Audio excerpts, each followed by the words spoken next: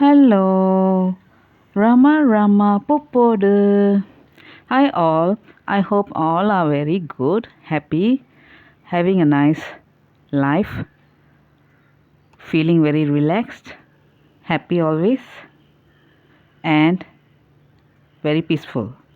Now, let's go to chapter 21. Meditation, the only way. The other saint, whose name was Pirji, was comparatively a younger man than Mirjaji. He would speak and reply to questions put to him. Mahadev asked Pirji whether he could find happiness in the samsaric life in which he was placed. At this question, Pirji seemed to have roused himself a little. His voice was firm and decisive. Well, my brother, as I have told you several times, there is only one remedy, and that is give up. Give up the miserable life of the world and going up to a solitary place and meditate upon that God who alone can give you the happiness you are after. This is the only way and no other. O Ram, thou hast brought thy slave in touch with these saints in order to confirm his faith in thee. The first saint teaches what would become of one on reaching thee. The second teaches how to reach thee. The kind Mahadev was taking Ramdas in the nights to various bhajan parties in the city.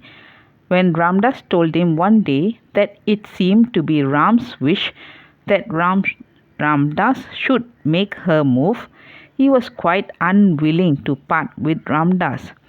To avoid an immediate contingency of a departure, he escorted Ramdas for about 6 miles to a village called Urcha.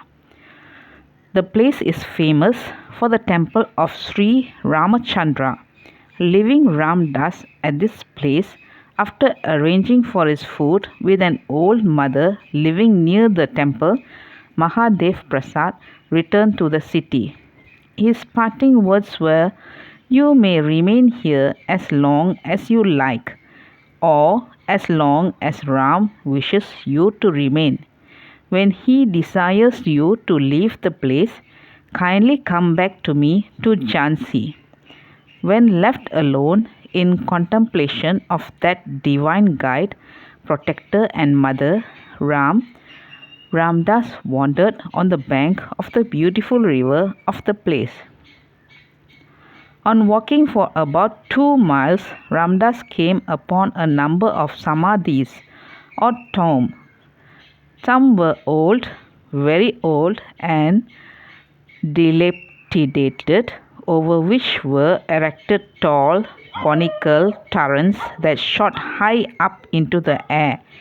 He understood on enquiry in the village later that they were the graves of the satis that had died in Sahagamam with their husbands on the pyre, a custom prevailing in olden days. This place is now used as a cremation ground.